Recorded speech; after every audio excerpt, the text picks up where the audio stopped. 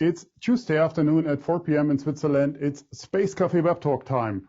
Our Space Café Web Talk, 33 minutes with Will Marshall, will begin soon.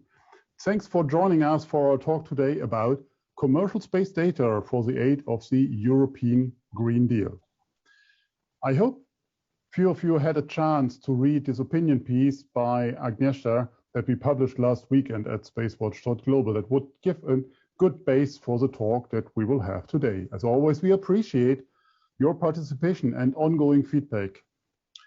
That is absolutely valuable for us and help us to improve. We'd like to thank you. We'd like to thank Planet for supporting this Space Café today.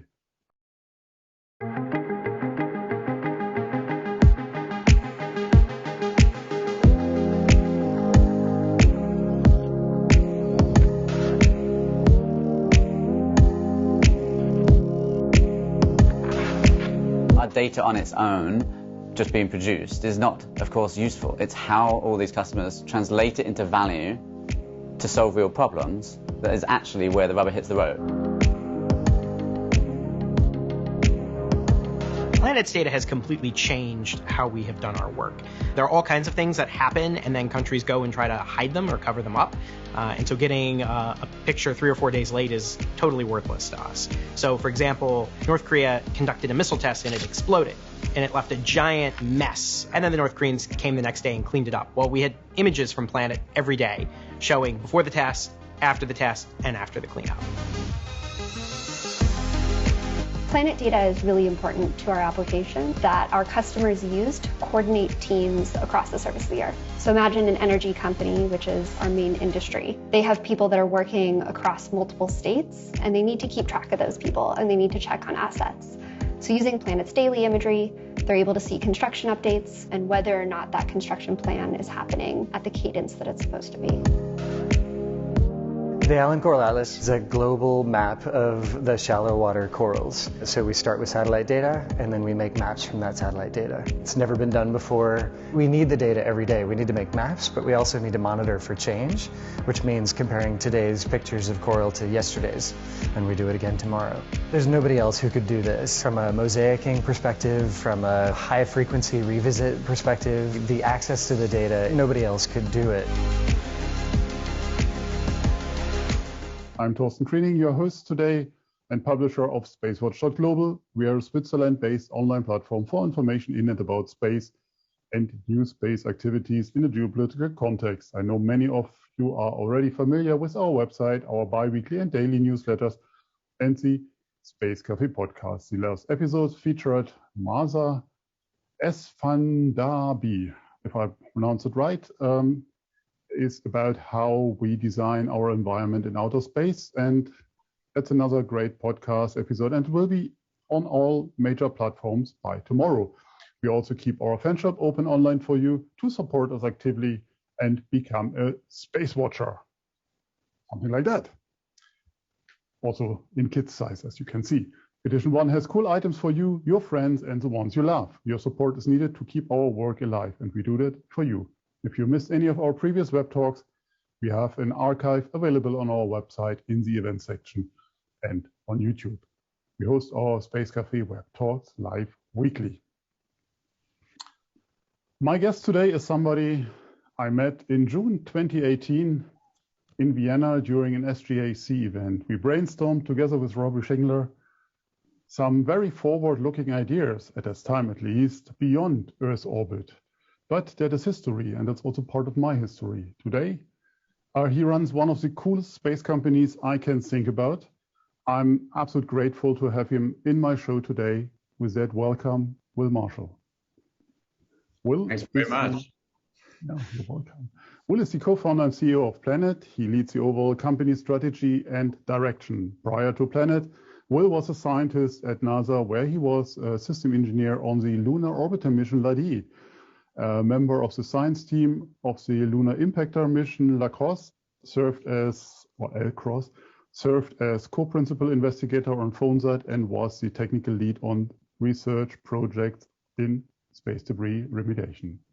Will received his PhD in physics from the University of Oxford and his Masters of Physics in Space Science and Technology from the University of Leicester. Will has a postdoctoral fellow at George Washington University and Harvard. Will, again, absolutely grateful today for having you on that show. Before we're getting into the topic, let's set the stage. The new space movement is mostly associated with agile and financing, but many would argue that most of the new space companies have a purpose. You guys started Planet 2010, what seems long time ago. I mean, and it is, it's a decade ago. Why is it important to start mission-driven company, and should that be a trend in the space industry? Over to you. Well, thanks, Torsten, and lovely to be here. Delighted to be on this talk. And look, fundamentally, I think all companies should be mission driven, not just space ones. Absolutely, you're wearing your SDG pin, I can see there. And look, that's a statement of the world's challenges. And people should vote with their feet and build companies that are addressing some of those challenges. In fact, I think that's a great rubric for assessing whether or not it's the right kind of company. Is it addressing some of those challenges, the SDGs? If it is, great. If it's not, I think there's a problem. I think space companies in particular have a huge potential to help the SDGs. I wrote a little article about that for the World Economic Forum, which was something along the lines of how communication satellites can, of course, bring internet to the 2 or 3 billion people that don't have internet, and how important that is for teleeducation, telemedicine, and so on. How Earth imaging companies can bring more regular Earth imagery data that can help us track the climate, track environment degradation, help with urban planning, help generally in efficiency and sustainable development, feed people, help people access water, and so on. And so, again, space technology across the board can systematically help these global challenges. And so certainly, I think space people should form companies to help. I mean, I think here at the moment with our audience and with the usual people we talk to, we are preaching to the converted in that talk. Right. But today, let's challenge for the government bodies. So let's talk about the European Green Deal. And just summarizing it for our audience, the European Union will aim to become the first resource-efficient and competitive economy without net emission of greenhouse gases by 2050. What seems far away, but it's actually 29 years, if I'm not mistaken. Yeah. So a few of us will survive by then. So should the space industry engage with the European Green Deal? And if yes, how do you think the EU should involve the industry players? Well, firstly, let me say that the European Green Deal, I think, is fantastic. It's a bold initiative of the European Union to transition the economy to a sustainable one. It's something that the entire global economy has to do, right? We've been essentially not taking into account natural capital in our economic decision making, like water, the air that we breathe, the wood that we use, the fish that we fish, and so on. And by not taking that into account and assuming that's free, the economy is not pricing in the effects of disturbing those ecosystems, which both provide human services and have intrinsic value. The European Union is taking on this agenda, and it's a significant piece of its agenda. It's one of the 2 biggest initiatives of the European Union's current presidency, alongside digital transformation of industries, a sustainable transformation. And it's about €1 trillion over the next few years. It's about almost 25% of the EU's budget. And core pillars of that can be helped by space technology. Let me just mention a few and how space technology could be involved. One is in forest management. So one of the things is protecting and stopping illegal forestry and enabling sustainable forest management. And it's done in very different ways in different European countries, and the European Union wants to do it systematically and to ensure that there's not illegal deforestation. And satellite imagery can help with that. In fact, our satellite imagery is used quite regularly around the world to help with prevention of deforestation. So we have a partnership with Norway, which helps fund our data to be provisioned across the tropical countries, 64 tropical countries, to protect deforestation there.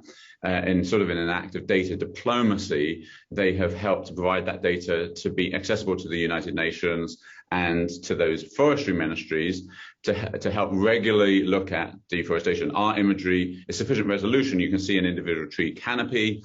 40% of forest deforestation happens in the form of degradation, which is individual tree level. We can actually stop it in the act, as opposed to just waking up at the end of the year and there's a big hole in some Amazon or Congo or Indonesian forest. We can actually stop it in the act and so help that. And similarly, we can do that. We can potentially do that to help the EU, and other Earth observation systems can do that. So that's helpful. And why our data's added value there is the resolution at the individual tree level and the temporal nature, so that people can catch it in the act rather than just being too late. A few other thrusts. So I've mentioned forestry. A second big project within the EU's Green Deal is in agriculture. They have a program to do with greening the Common Agricultural Policy, the program called Farm to Fork, and sustainable agriculture is at the crux of our transition of the global economy to sustainability, because 25% of the land area of the Earth is used for agriculture, and it impinges on the forests and other places where there's biodiversity, and so we mustn't let it expand. We must make it more efficient. And at the same time, if you do sustainable agricultural practices, you can increase efficiency and you can increase carbon capture, so it can simultaneously be a carbon capture and reduction on biodiversity degradation. We can help monitor sustainable agricultural practices. So, for example, whether agricultural companies are tilling or not, which affects carbon capture.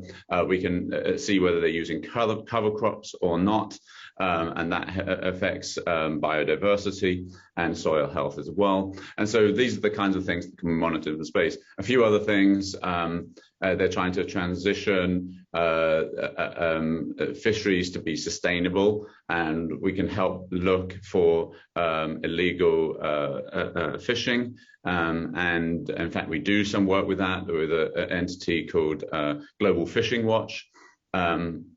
And they're also trying to protect key biodiverse regions. Anyway, in each one of these cases, satellite imagery can help accelerate that, because essentially these goals can't get anywhere if you don't start measuring them. The very first step is measuring them. So taking that as a clear yes, that industry players should be involved in the EU's initiatives. I mean, you mentioned Norway, and we wrote about this project quite a while back. So, but I mean, Norway is, sure, it is in Europe, but are we talking here about the European Commission, European Union? So maybe you can go into that a bit deeper. So what are you doing really on the European Commission and our deal? So, I mean, you guys are engaged with the deal already on many fronts.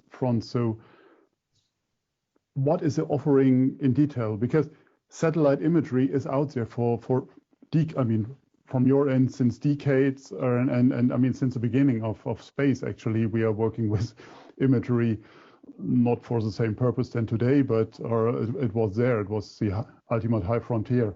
So what is the exact offer and why does that matter? Of course, yeah. What differentiates your data from other data? Well, I mean, I think that what the new space revolution has brought is more Earth imaging systems, and that brings more frequency and resolution. So we operate 200 Earth imaging satellites. It's the largest Earth imaging fleet ever erected. They image the entire Earth's landmass at 3.5 meter resolution every day. And a fleet of 21 higher resolution satellites that zoom in at 50 centimeters to task locations. That's a new capability, producing a dramatic new data sets that are important for things like the European Green Deal, and per the examples I mentioned, forestry, agriculture. In agriculture, I already touched the forestry example in some detail, like stopping degradation during the act of deforestation. In agriculture, we can actually tell crop type and crop yield in every field. So, for example, in Austria, there's a lot of smallholder farms. And our resolution is actually important because you need to know in the small parts of the field where the field boundaries are, how well is the crop doing, where should the fertilizer be added or not to save fertilizer, to increase yield and decrease costs. That's an efficiency thing for the farmer, but it's also an important thing to stopping biodiversity loss because, as I said, agriculture is the biggest pressure on deforestation. And so our data, because of the regularity and resolution, is supplementary to the Copernicus data. Because what it does is the Copernicus data is super high radiometric accuracy and has really good spectral bands, and our data has more frequency. It's daily rather than every 5 days, and at higher resolution, it's 3.5 meters rather than 10 meters, and that actually makes a significant difference when we're trying to improve crop yield.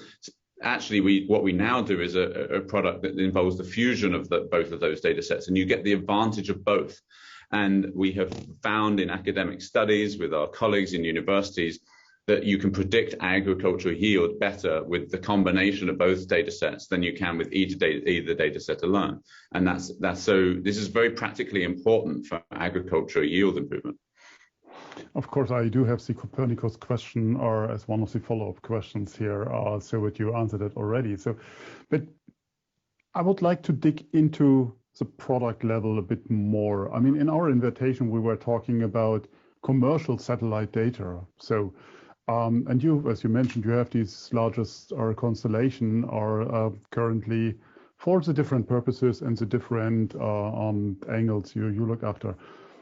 Can you specify how far your in-house value chain in terms of data goes? So pure data, raw data from a satellite versus specific products, so process data, so to say. Yeah, absolutely. So look, we do data and analytics. So data being the imagery from the satellites and analytics sitting on top. Actually, what that hides is there's a tremendous amount of work to get to even what you would think of as raw data, because behind the scenes, there's stitching the imagery to the Earth's surface, so that's called georectification. There's color correction, that's correcting for the atmospheric haze, radiometric balancing, stitching the imagery together into base maps and various other things. So there's probably 10 or 15 steps before what you would think of as just a satellite image. But when you get to a satellite image, yes, some entities can use that directly. So, for example, big ag companies like BASF that we work with in Europe use that imagery at that point. That is a 4-band and now 8-band with a SuperDove fleet image that is radiometrically calibrated, and where the near-infrared and other spectral bands can help them tell crop type and yield. But then they do the processing thereafter. But other entities want us to go up and actually extract information out of that. So we do certain, for example, in agriculture, we do certain products that involve already doing what's called things like NDVI, which is a ratioing of spectral bands that then pulls out crop yield estimates, essentially, or biomass, and then that leads to crop yield estimates. We also do certain artificial intelligence and machine learning on top of the data to extract roads and buildings and planes and ships for various applications. So, for example, roads and buildings to improve maps. So if you want your maps to have updated roads and buildings layers. And in fact, if you use Google, some of those updated roads and buildings are because of our data on the back end. Because that's what Google uses our imagery for. Similarly with ships. You bought them. Well, we bought their satellite arm, yes, and they still buy our data, right? And then on the ships, that's what is the starting point for illegal shipping and fishing activities. So we can detect the fishing boat location. Illegal fishing boats broadcast AIS data, which, by the way, is also captured from space sometimes captured from ports. We can overlap those two things, and the locations where there's no AIS beacon, but there's a ship in our picture is, of course, most likely an illegal activity of some kind, and then we can promote that to the coast guards and so on of the world. As long as there are no, so there's some no extracted clouds, information. Yeah. Sorry? As long as there are no clouds, obviously. Yeah. Oh, sure. Yeah. This is a cloud contingent capability, and that's where other systems like SAR systems, like ISI and Capella and others that are in the new space sector are starting to tackle that. You know, it's more expensive per unit image, but it can penetrate clouds, be 24/7. So there's different advantages of different systems, and that's why I always think about the fusion of all these data sets is the most powerful thing. Absolutely. I would like to talk about the EU programs again, and we have recently seen the new service agency OISPA being introduced, and you mentioned before your data are complement to the Copernicus data. So how can that complementation be done? Or so anything that you can offer, provide to the European Commission, or you do already? Or I mean, this fusion or this one view based on all the data we have is, I think, still a vision that many of us might have. But so how far are we from that? And especially now talking again about the European Green Deal here. Yeah, we actually have a product with that capability now, and it fuses the European Sentinel system, the NASA Landsat and MODIS system with our system to produce cloud-free base maps on a daily basis at the resolution of PlanetScope with the radiometric capabilities of Sentinel, etc. And a lot of people are very interested in that capability. Again, it's definitely 1 + 1 = 3 sort of situation, the value of it. So we're trying to provide that to customers of interest, including the Commission itself. We definitely think that they're very complementary, Copernicus and our system. Again, they offer different value add, and the combination is more powerful than either set alone. I would also just like to add that the European Green Deal is a very horizontal capability, and it's trying to cover a lot of different sectors, from agriculture to transportation to fishing to all these to forest management and so on, urban development, even smart cities and green cities. And the interesting thing about Earth imaging data is that it can help all of them. And it's going to take a horizontal approach. And obviously, Copernicus is a horizontal approach, but I believe that the European Union should be taking a sort of horizontal approach to the private sector of commercial Earth imaging sector to bring that capability to advance the EU's agenda too, because I think that there's substantive areas where it's supplementary to the Copernicus data, and again, combined, it can do something even more powerful. Absolutely. Yeah, and I think Europe is working on that. I mean, we are obviously not as fast as people might expect, but we slowly but surely we will be there before it's too late. Do you think that the European Green Deal is achievable? Is it something, I mean, okay, to say in 29 years, many things can be or are possible. So, but is that from the concept, is it achievable? And do you think this template, this blueprint could be also interesting for others, for other regions, countries to follow? And how? Yes, it's achievable, and yes, it should be copied. So yes, look, on the one hand, in sustainability, we have affected the planet in huge ways that are very destructive with climate change, and most importantly with ecocide, as Executive Vice President Franz Timmermans said on a World Economic Forum it was a panel we were on recently. We are creating an ecocide. We've wiped out over 2/3 of the life on the planet, all the mammals and insects and birds and fish and all these things, and it's really tragic. But on the other hand, we have incredible tools to bring to bear to stop that and to reverse it and protect the remaining biodiversity, which is still most of it, because we've destroyed a lot by numbers, but most of the species are still there at the present time. So we need to act fast, but we have incredible new tools, like this data set that didn't exist. I mean, I can imagine our grandkids saying, hey, how did you manage the Earth before you had daily imagery of it? That you were just in the blind, you were acting in the blind. And I think that's true, right? But now we have this tool. We have artificial intelligence to build on top of it, to extract out information, to make it usable. Obviously, people can't look at millions of images every day, but now we can actually process them and get useful information out of it. So we have wicked tools to bring to bear.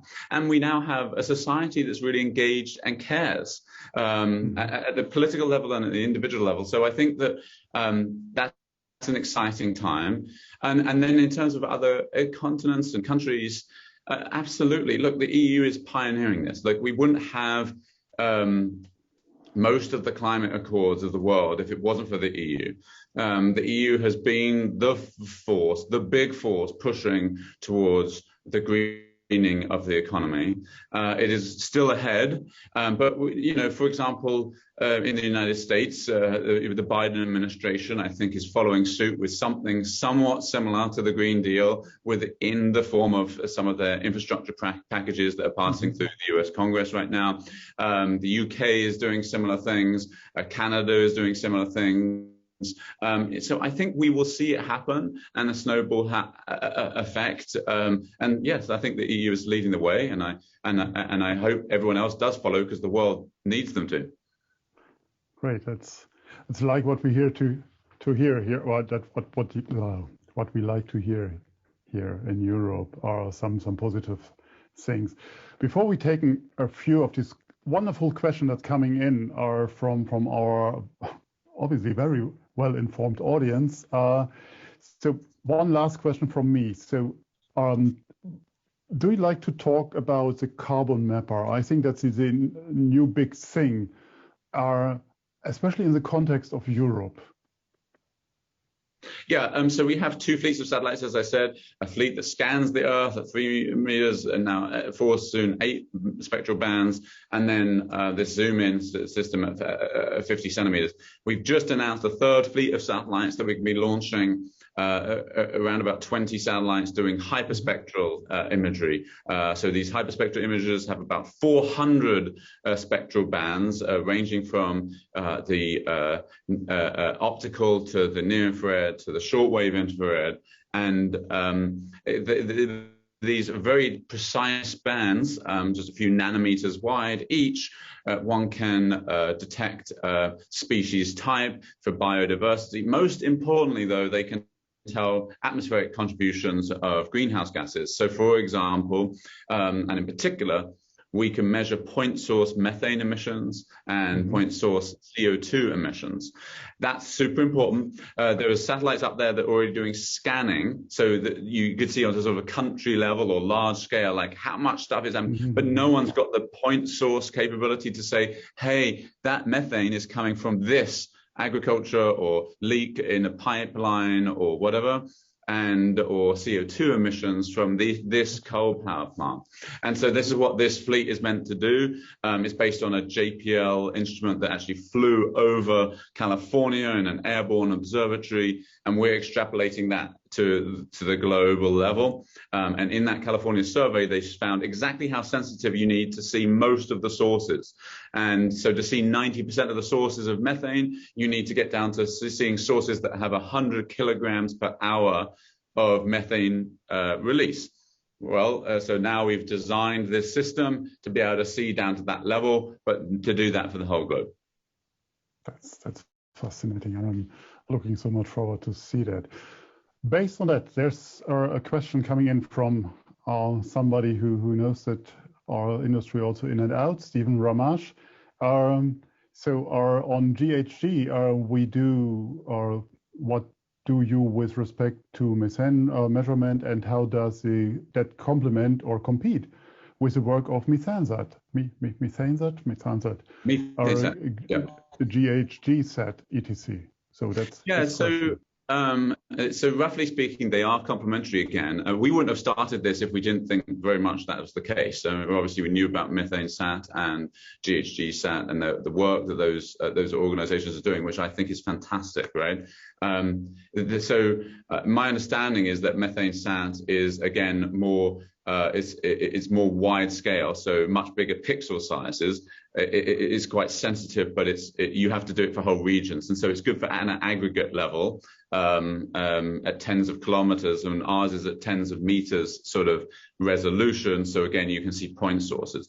You actually want both, right? You want to scan and find where the big sources are, and then you want to zoom in to find out which are the culprits of those methane emissions, and so you need both.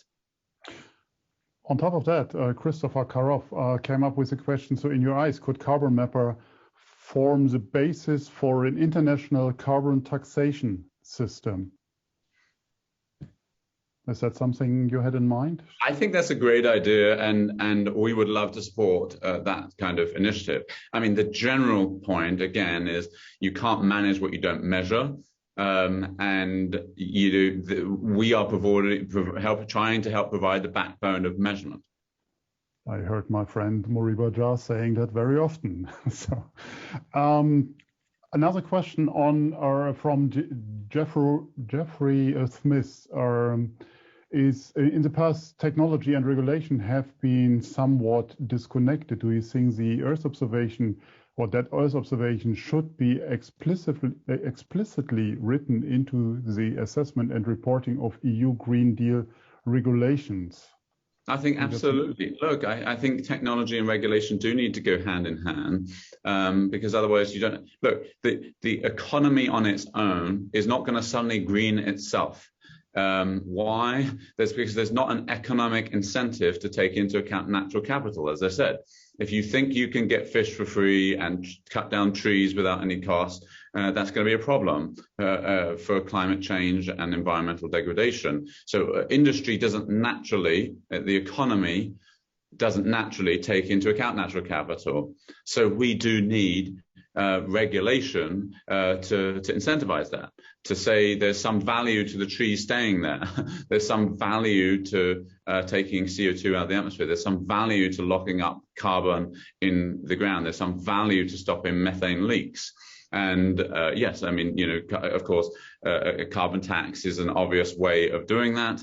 And of course, methane has carbon in it, so it captures both. But you need that for sure. And whether or not it's to do with emissions or various other pieces, yes, we need regulation to go hand in hand. And I think it should be tied to Earth imaging systems, because that, without a uniform and systematic way of measuring, then you can't do anything about it. Again, I mean, in the EU context, It's like if lots of people have different systems for measuring deforestation, and some measure it one way and some measure it another way, and then they claim at the end that they've met these goals, but they haven't because they've used very different systems in Poland compared with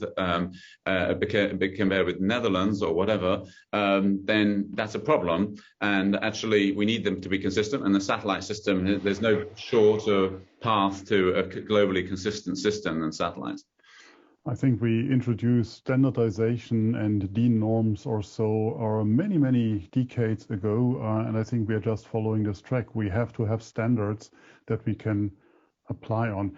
I will take a last question because I like the sense of that from Bernard Foing. Thanks for joining, Bernard, by the way. So he asked about how we can integrate the next generation of students, also developing new startups for services and contribute to the Green Deal. Is there a PhD postdoc program dedicated to that you have in mind? Because he wrote before about an AI development company based out of Amsterdam and so on. So how do you encourage the next generation to go into it, to stick their noses down and dig into the data? Well, firstly, I think Bernard's on the money here. We have to get everyone excited about this, and I think one of the great things about this revolution in new space is these new data sets in Earth observation. Obviously, I'm extremely biased because I'm excited about it, but like it brings huge gobs of data. We've got 1,300 images for every point on the landmass of the Earth. Why do I bring this up? That's an exciting data set for anyone that's going into artificial intelligence and machine learning. They're looking for cool data sets to do cool problems. And what cooler problems than those afflicting the planet, like biodiversity loss and so on. So the next generation, I think, is more concerned about that than prior generations, and is very excited about big data and AI and machine learning. And well, we're right in the mix of all of that. What we're doing about it is we're trying to provide our data to universities through various programs. We work with NASA, with the European Space Agency's EarthNet program, with a number of university initiatives to try and get our data to universities on a free or cheap basis to enable innovation on top of that data. Because the best place for innovation now is less on the space segment, I would say, although there's still innovation there to be in. But even more excitingly, it's on top of the data. Like, how do we extract out different information that is useful for people? How do we make it easier? How do we build apps and services on top of our data that enable, and I don't mean just planets data, I mean our Earth observation data. How do we build apps and services on top of that enable our economy to take into account natural capital, to green farms, to stop illegal fishing, to help give? And there's so many applications. I mean, we don't begin to go into, again, coming back to your PIN, the Sustainable Development Goals. You can take almost any one of them, almost any one of the sub-indicators, and you'll see that we can help fresh water access, in developing countries. We can help refugees by tracking their food supplies, or, we can help all these sort of situations. So there's just a huge number of applications there. And so, I'd love to encourage everyone that has an interest in playing to sign up to one of these university schemes and come in and have a go. Absolutely. No, wonderful last words. I'm afraid, it's a 33-minute program. We're a bit over, but who cares? Who counts the minutes here if you have fun? I'm afraid that we have to come to an end now. Even so, I would love to continue this conversation, because there's also this moment of, hey, how can AI be trained to be really precise and not go into its own thing? And there's room for another talk, I think. So, but be assured that in the meantime, we will continue following these topics of Earth observation and future space cafes and our magazine. And again, I would like to thank our Planet for supporting this Space Café today. And let's see what we have lined up for the next 2 weeks for you in the audience. On Thursday, we have another space law breakfast with Stephen Freeland. And this time we have Jenny Tapio and Alex Suchek in the room. That is another event you shouldn't miss, because they will talk about really, really cool things and demystify them. On the same day, on Thursday, we have in the evening at 6 p.m. Space Café Balkan, and we will talk with the CEO of Endurosat in Bulgaria. Great stuff. A day later, we start our first Space Café Spain by Ian Perez in Spanish. So, and in a week from now, on 1st of June, I will have the pleasure to talk with Professor Thomas Schildknecht from the Bern University about space sustainability, because if we can't generate data if we are messing up our environment up there. A day later, or 2 days later, on the 3rd of June, we have another episode of the Space Café Australia by Annie Handmar. So we are back and talking with Tim Parson. And on Friday next week, we have a super exciting Space Café in Russian, Space Café Russia, by the wonderful Elena Morozova and her guest Viktor Strelets in Russian language. All events are online on Eventbrite. As usual, as always, we like to hear your feedback, so please check in with us on Twitter, on Facebook, or LinkedIn. Don't forget to sign up to our daily or bi-weekly newsletters. And if you like to treat yourself with something special, become a Space Watcher today. Your support will help us take your credit card and visit our fan shop at shop.SpaceWatch.Global. I know, but we need your support.